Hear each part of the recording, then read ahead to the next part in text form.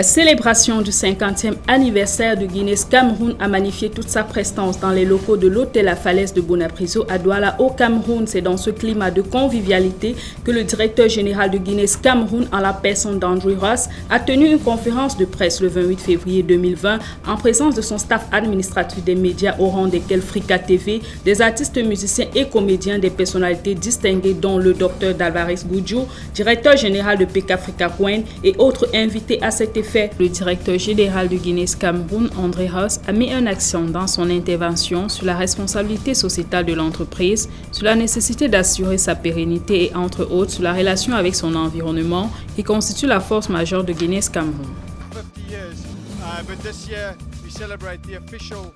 En cette année, nous célébrons officiellement le 50e anniversaire de Guinness Cameroun. Ayant débuté depuis les années 1970, où nous avons ouvert la première industrie et produit la première bouteille, la présente unité de production a été lancée en mai 1970. Et durant ces 5 dernières années, nous avons fourni des efforts considérables pour se hisser à la 21e place dans le classement des entreprises de production au Cameroun. Implanté depuis les années 70, Guinness Cameroun, filiale du groupe britannique Diageo, n'a pas cessé d'apporter satisfaction à ses consommateurs. L'on se souvient de l'époque de Michael Power, de la première bouteille de malt à Guinness en 1984 et entre autres aujourd'hui des vins et spiritueux dont du Scotch Whisky, du Triple Black pour ne citer que ceux-là. Nous sommes au Cameroun depuis déjà 50 ans. Nous avons brassé la première Guinness en 1970. Malta Guinness a été créé au Cameroun par des talents camerounais en 1984 et est déjà distribué dans 11 pays dans le monde. D'ailleurs, le Cameroun représente le 4e marché de Guinness dans le monde et le 2e plus grand en Afrique après le Nigeria. Le 2e plus grand marché de Guinness Cameroun en Afrique et le 5e dans le monde entier. C'est ce qui justifierait sans doute que désormais les produits Guinness seront produits et embouteillés au Cameroun. On est sur le marché camerounais. Alors il est fabriqué ici, voilà, et embouteillé au Cameroun. C'est quelque chose d'assez extraordinaire. Guinness revendique alors la 2e part de marché dans le cercle des entreprises brassicoles avec un chiffre d'affaires de 100 milliards et une contribution au trésor public de 500 à 600 millions chaque mois. Je signe tous les mois un chèque d'environ 500 à 600 millions de francs qui va au trésor public. Sa relation aux côtés du gouvernement camerounais, qui n'est pas exempte de vices, laisse transparaître un véritable partenariat. D'abord un partenariat économique avec l'utilisation du sorgho, produit de l'agriculture camerounaise comme matière première principale et la création d'emplois. Camerounais peuvent participer, contribuer à la production de ces bouteilles-là et ça favorise quand même l'emploi, la création des emplois. Au Cameroun en particulier, nous l'avons déroulé pendant plus de 10 ans. Et le principe du programme, c'était de permettre aux jeunes diplômés d'universités camerounaises qui n'avaient pas d'expérience ou très peu d'expérience, non seulement d'accéder à un emploi, mais également de bénéficier d'un programme de développement accéléré sur le postes de leadership.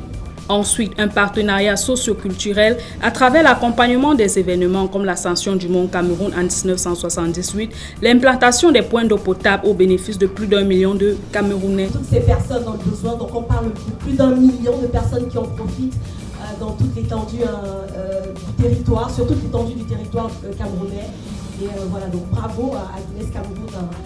Et enfin, Guinness, c'est aussi une entreprise où la responsabilité sociétale trouve tout son sens. À en croire à ses réalisations, des programmes de sensibilisation sur la conduite en état d'ivresse ont été développés, sur les dangers de l'excès d'alcool sur la santé, la précision sur les produits Guinness d'une consommation autorisée à partir de 21 ans, l'implantation des arbres dans la ville de Douala et les campagnes de propreté en l'occurrence au marché Bonamoussadi.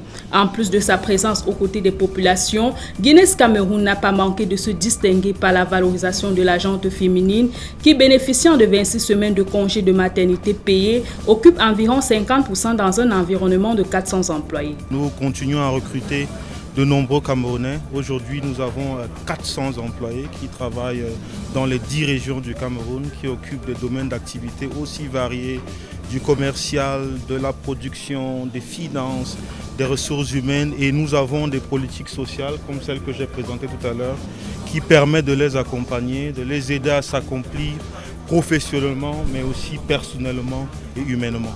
C'est pour ça que cet avantage est aussi étendu à nos collaborateurs de sexe masculin qui bénéficient de 4 semaines de congé de paternité, alors que la loi n'en demande que 3. Voilà le type de différence qu'on fait dans la société et on pense que ça fait la différence. Les festivités de Guinness-Cameroun, enjolivées dans une ambiance orchestrale, au rythme des musiques camerounaises et anglaises, un régal exceptionnel, la coupure du cadeau d'anniversaire se sont achevées dans une joie qui n'est pas des moindres.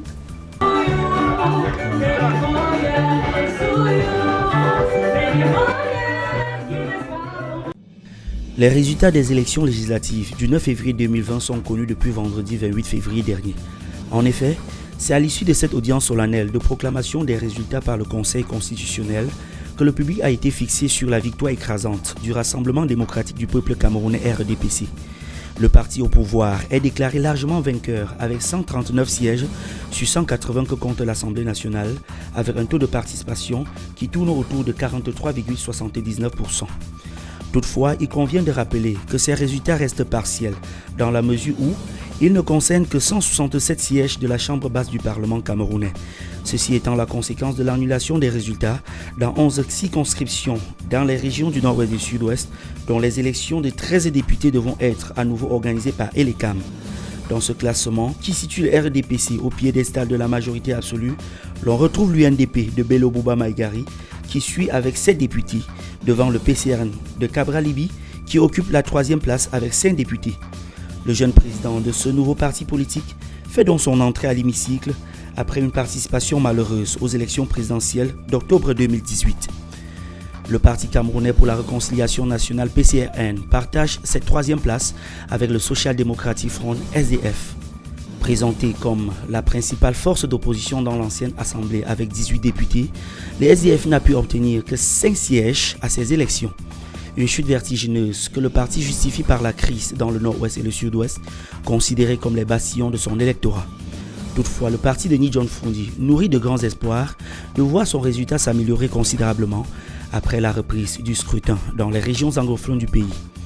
L'autre parti qui se dresse à la 4e marche de ce tableau est l'Union démocratique du Cameroun UDC du Dr Adamou Damjoya avec 4 sièges. Ensuite, le Front pour le salut national du Cameroun, FSNC, du ministre Tiroma Bakari, avec 3 sièges. Au bas du classement, le Mouvement pour la défense de la République MDR de Dakole Daïsala et l'Union des mouvements socialistes UMS de Pierre Kouemou arrachent tous 2 sièges. Voilà donc présentés les différents partis politiques qui devront conduire l'Assemblée nationale du Cameroun pendant les 5 prochaines années.